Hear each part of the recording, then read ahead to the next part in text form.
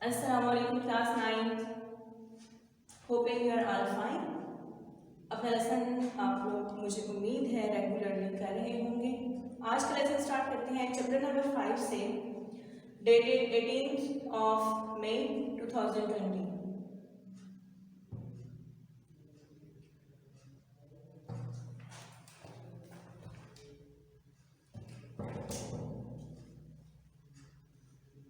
हमारा आज का टॉपिक है एपोप्टोसिस एंड नेक्रोसिस। सबसे पहले हम एपोप्टोसिस को देखेंगे कि एपोप्टोसिस क्या है। जैसे इंडिविजुअल्स की डेथ होती है, इंसानों की डेथ होती है, एनिमल्स की डेथ होती है, सेम इसी तरह सेल्स की भी डेथ होती है। सेल की डेथ दो टाइप की होती है बेसिकली, एक प्रोग्राम और एक अनप्रोग्राम्ड। प्रोग्राम्ड सेल डेथ की कई टाइप्स हैं, उनमें से एक टाइप एपोप्टोसिस है। प्रोग्राम क्यों कहते हैं? क्योंकि उसमें सीरीज ऑफ इवेंट्स होते हैं जिसके नतीजे में सेल डेथ हो जाती है, सेल खत्म हो जाता है। प्रोग्राम सेल डेथ में से जो एक टाइप है एपोप्टोसिस, उसमें क्या क्या इवेंट्स हैं इसको हम आज देखेंगे। एग्जाम्स में इस पर क्वेश्चन आ जाता होता है, शॉर्ट क्वेश्चन में भी या फिर लॉन्ग क्वेश्चन में, और आपसे डायग्राम भी ड्रॉ करने के लिए पूछी जा सकती है। और ये लास्ट एग्जाम्स में आ चुका है कि आप फिगर के साथ, लेबर डायग्राम के साथ एपोप्टोसिस को एक्सप्लेन करें। So first of all, normal healthy cell होगा, उस सेल को अगर फूड सप्लाई ना मिले, सफिशिएंट फूड सप्लाई ना मिले, तो क्या होगा? सेल की डेथ स्टार्ट हो जाएगी और वो प्रोग्राम्ड सेल डेथ की फॉर्म एपोप्टोसिस होगी। सबसे पहले इसमें क्या होता है? क्रोमैटिन कंडेंस हो जाता है। हमें पता है क्रोमैटिन फाइन थ्रेड की फॉर्म में नॉर्मली मौजूद होता है, लेकिन first of all chromatin condensation होगी, उसके बाद मेम्ब्रेन ब्लेबिंग होगी। ये आप देख रहे हैं कि मेम्ब्रेन की ब्लेबिंग हो रही है। यहाँ पर सिर्फ और सिर्फ क्रोमैटिन कंडेंसेशन नहीं होगी, बल्कि साइटोस्केलेटन भी डिसइंटीग्रेट हो जाएगा, जिसकी वजह से सेल श्रिंक हो जाएगा। आपको नजर आ रहा है यहाँ पर सेल थोड़ा सा बड़ा है, यहाँ पर सेल छोटा हो गया है, क्योंकि उसका साइटोस्केलेटन डिसॉल्व हो चुका है। Shrinkage plus chromatin condensation. The next step is membrane blebbing. ये आपको ब्लेब्स नजर आ रहे हैं मेम्ब्रेन के। मेम्ब्रेन ब्लेबिंग के बाद क्या होगा? न्यूक्लियर एनवेलप कोलैप्स हो जाएगा और जो न्यूक्लियस का मटेरियल है वो सेल के अंदर स्कैटर हो जाएगा, डिस्पर्स हो जाएगा। उसके बाद क्या होगा? ये जो ब्लेब्स बने थे ये एक वेसिकल्स की फॉर्म में सेल से सेपरेट हो जाएंगे और इन ब्लेब्स को दूसरे जो सेल्स हैं, फॉर एग्जांपल इम्यून सेल जो हमारी इम्यूनिटी बनाते हैं, कुव्वत मुदाफ़त बनाते हैं, वो क्या करेंगे? इसकी सफाई करने के लिए इसको फेगोसाइटोज कर लेंगे, मीन्स इनको खा जाएंगे, इनगल्फ कर लेंगे, निगल जाएंगे।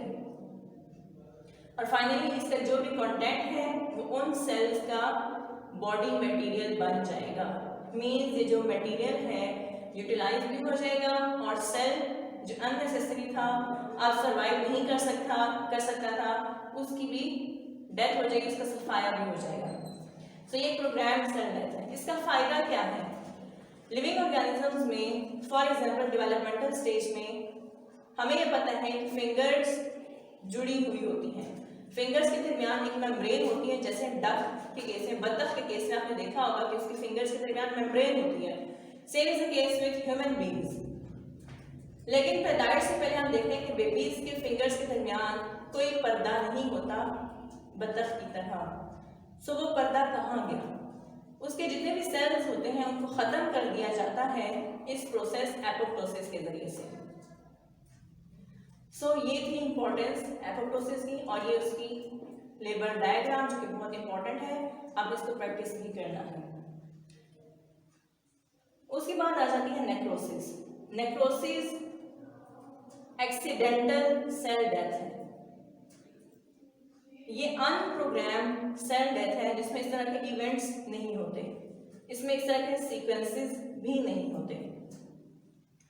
नेक्रोसिस कब होती है? फॉर एग्जांपल आपको जख्म लगता है या आपको कहीं इन्फेक्शन हो जाता है स्किन पर या आपको दाने निकल आते हैं, तो वो जो जख्म का खराब होना है that is because of necrosis. इसी तरह से आपको कोई जहरीला कीड़ा काट लेता है, फॉर एग्जांपल स्पाइडर आपको काट लेती है या भीड़ आपको काट लेती है, तो जो जख्म बनता है that is because of necrosis.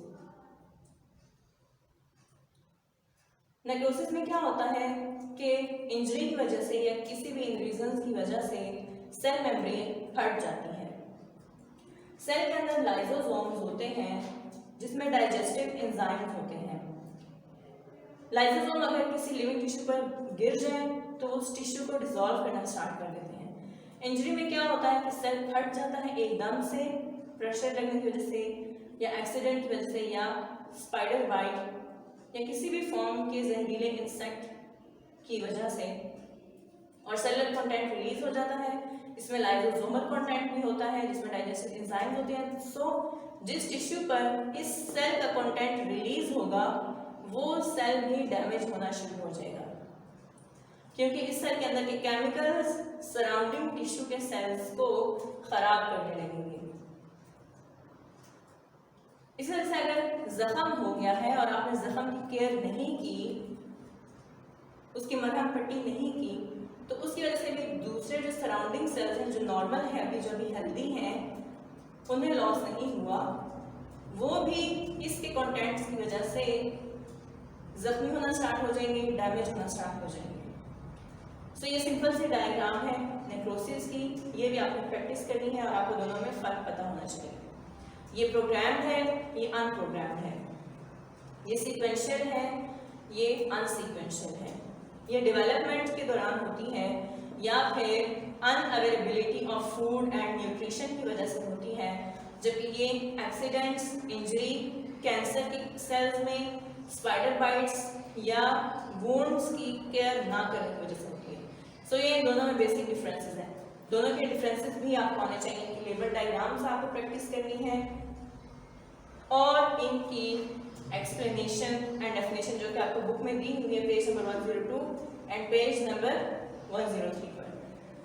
So this was all about our today's lesson, और यहाँ पर हमारा चैप्टर नंबर 5 इस मंथ का सिलेबस कंप्लीट होता है। इंशाल्लाह नेक्स्ट लेसन में नेक्स्ट सेक्शन ऑफ सिलेबस के साथ मिलेंगे। तब तक अपना ख्याल रखिएगा। अल्लाह हाफिज़।